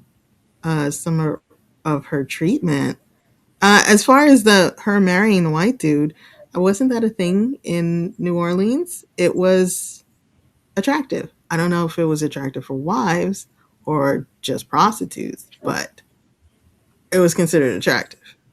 She's got a little something in there. I missed part of it. It got gargled. She's got what? She's got a little something in there. Sure. I don't know that you wanted to be that public. And okay, fair. They're anecdotes that are not mine, so I can't share them, or I'm not comfortable sharing them, of the complexities of that stuff in places like New Orleans. I'm pretty sure practically that's just something you wouldn't want public. That's all. Just don't talk about it. Fair. Actually, I know that's true. Okay. With some of those Passon Blanc types or whatever, right? Just, somebody found out, you just keep it under wraps. It's a buddy of mine. Well, never mind. I'm not going to go in the tri-state area thing, but whatever. Great question, though. Thank you. as People want to always. know about why we're supposed to care that a Swedish guy wrote the score. Ooh. The Netflix, This Is Pop, the Stockholm Connection. Watch that. Yeah, I don't know. I don't give a shit. People act like cats really know who does scores in movies. Get the fuck out of here. Can I ask who is it Michael B. Jordan's characters that are supposed to be the star of the movie? I feel like they completely overshadow Sammy, who was the center of the movie. Yeah. He's also the frame and the bookends. Oh, and 100%. Yeah. I mean, that's the nobody problem with Michael B. Jordan. I guess, right? He's Bruce Willis by the end. He's Die Hard with the tank top. T-shirt and everything. Yeah, Yeah. 100% Bruce Willis moment. Well, he's an action star, and at the end of the day, this is an action horror movie with social justice overtones, and that I don't know, let Irish people rap. Blood Irish people. This was Ryan Coogler's anti-kneecap song. I mean, okay, I get the power of Michael B. Jordan. I think it was a tiny desk. There was a tiny desk with the guy who plays Sammy at the end and the guy who plays Sammy through the movie, and it's like nobody actually seems to care about these people. They're just there. They're there to represent the the full music that people cast. are really proud of, but they don't really care about them. There was one thing, depending on what you're going for, but action horror is its own thing. There were a lot of characters, not a lot of time to develop them, and everything happens in a day. And I will confess that was something that was tough for me because I was middle aged, not 14 when I saw it. But I think I said to Jason or somebody that it reminded me, in that sense, in terms of the time frame, that all of this stuff takes place, and it reminded me of the ambitious teens who learn that the horrible bank is looking to tear down the youth center, and they have only 48 hours to put together the fundraiser, the dance show, or whatever to raise enough money to prevent the youth center from being demolished. Or Tom Cruise has 96 hours or whatever it would have been to repair his dad's Porsche 928 and turn the house into a whorehouse and then turn it back to what it was before and picking up the car before it gets there. Like, a lot of stuff happens in a very short time period, which makes it hard to, I think what you're saying, Toussaint, to develop any characters. Because there are a lot of characters and not a lot of time to work with them before the action kicks in. What is the symbolism of the characters being munches? There's a lot of oral taking place in this movie, and I think that's unusual. You think munches? Yeah, that's Ice Spice's song. Yeah. People were saying that Ryan Coogler's a munch after watching this movie because of all the pussy eating? Yeah, it's there's a lot of so. Well, I don't know if you've heard songs from that era, Toussaint. There's a lot of pussy eating in those songs. Makes sense. And he immersed himself in blues. I was a fan of blues music from the late 20s and 30s. They sing a fair amount about the length of their nipples and the amount of pussy that needs to be eaten. Now, I'll tell you what, if I were still a permanent temporary employee, I would weigh in on this discussion. But since I'm not, I'm just a passenger. You drive this train of conversation. I was not shocked at all. And, I'll send you some music if you like that will give you the heads and tails. And those songs are by women. It's sung by women. Sure. And they eat a lot of ass as well. There was a lot of ass eating in this era as well. Maybe not as much as we see now in the ass pocket. Sure. Don't forget crocodile lovemaking, too. A little bit of that. Make love to a crocodile. A lot of Floridian things. Man. Him. Hey. Child, that means man's boy. Touré, you know who Eric Gales is, right? I love Eric Gales. Yeah, he was part of the score of this movie. I know, and Kingfish. One of my good friends, fellow Kingfish Black the guitar? American. Yeah. He's in the end of the film with Buddy. Is it really? Yeah, both beasts. I mean, I'm a bigger Eric Gales fan than I am Kingfish fan, but they're both amazing guitarists. A buddy of mine down south in Alabama just saw Eric Gales at a performance in Atlanta and was teasing me about coming down to watch because I think I had turned him on to Eric Gales. Amazing guitarist, great voice too. Right? The metal parts of the movie where they're fighting the vampires is Eric Gales. Yeah, that makes sense because he is a blues shredder.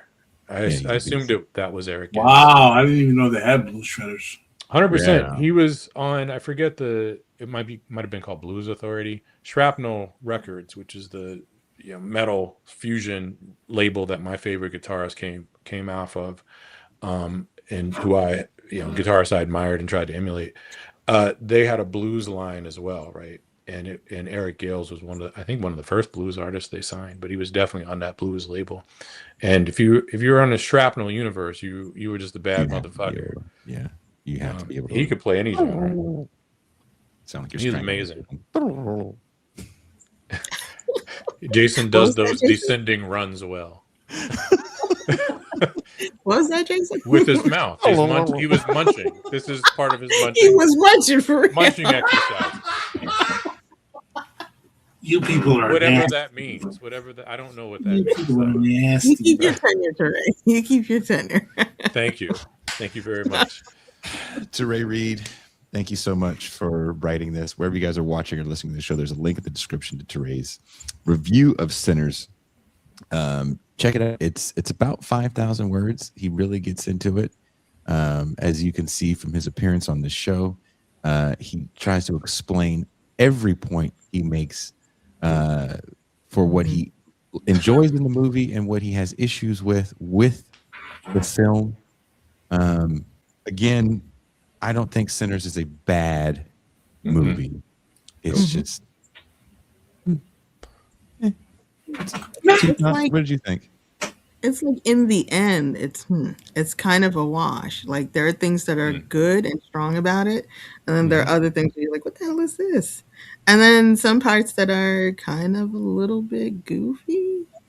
And then in the end, it's kind of a wash, and you end up with mid. I think. Yeah.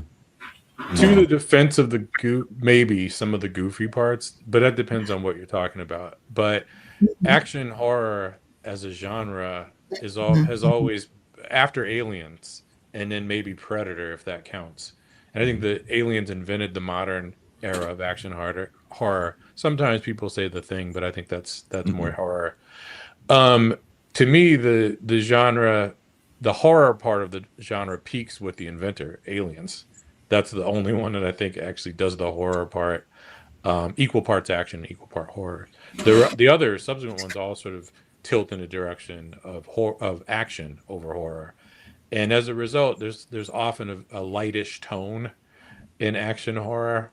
Maybe that doesn't drive all the way through, but pops up.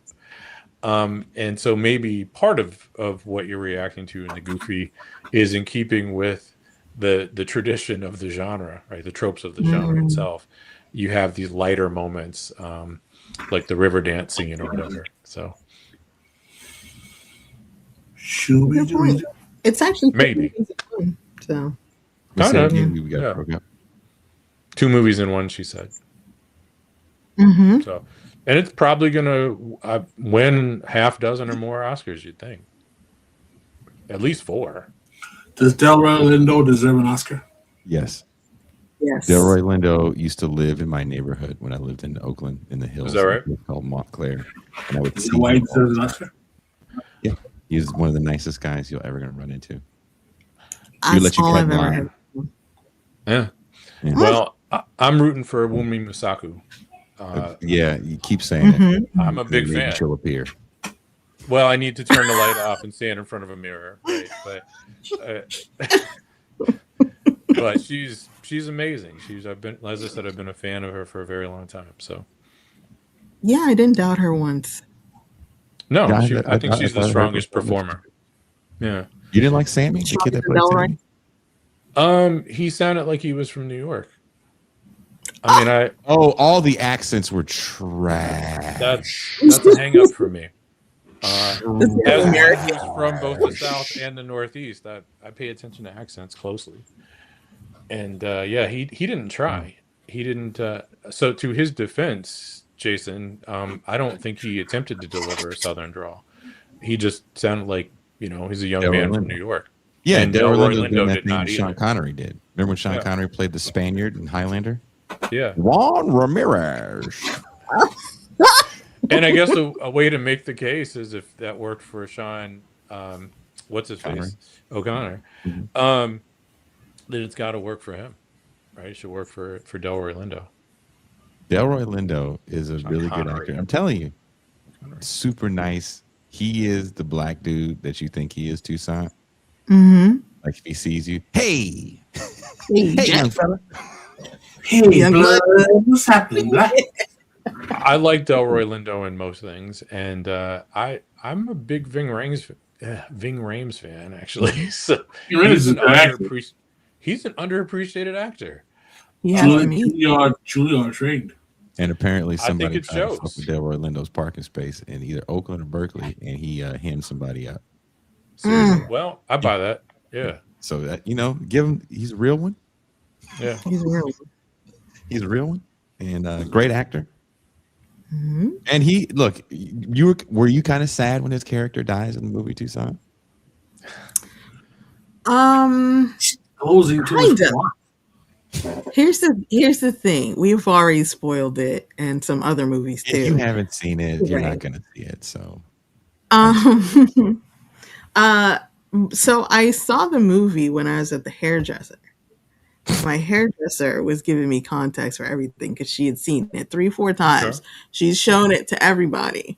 One of the things she had told me about Delroy Lindo's character is that he is a deity. That's why they pay him tribute. They give him the alcohol, things like that. So she said when he was, fighting the vampires, that is what made him think he could take them all on because he wasn't human. He was a deity the whole time. So I wasn't too blown away by was she him. high when she was telling you that? Hey man, she had all the levels. She said there's levels to this, and I'm gonna tell you all of them Was she while you're high watching the movie. as she went up the Kubert-like ladder of levels? Ooh, She Kubert kept reference. Damn. Because that's what I'm picturing. I'm picturing her in her mind. Oh my She's God. elevating like this, but actually it's Kubert. She, Oh man. while she was doing hair, While she was doing she it. kept talking. She kept she have a talking, vape and I pen think or that's what gave me a more African American context for the movie. Could you go to an African American I game? may have overlooked the parts I- where they did talk about show the diaspora. Yeah, it's the visuals, and again, I think that Mhm. in a positive, from one positive vantage point, with also a negative dimension to it as well, that it struck me as anti ADOS, but what do I know? Mhm. No, I think that's a good interpretation. I think that's Well, more because it so goes what. back to Africa. That's why they're saying Yeah. that there's lineage that goes back to Africa. That's not strictly American, but someone in the comments had said, and I don't know this. I haven't seen every Ryan Coogler interview. They said that he said that he's a foundational Black American, and I was He like, did how say do you that. I saw that. You saw? How do you say it, Pascal? Can you do an impersonation of Said Coogler? I'm a foundational Black American.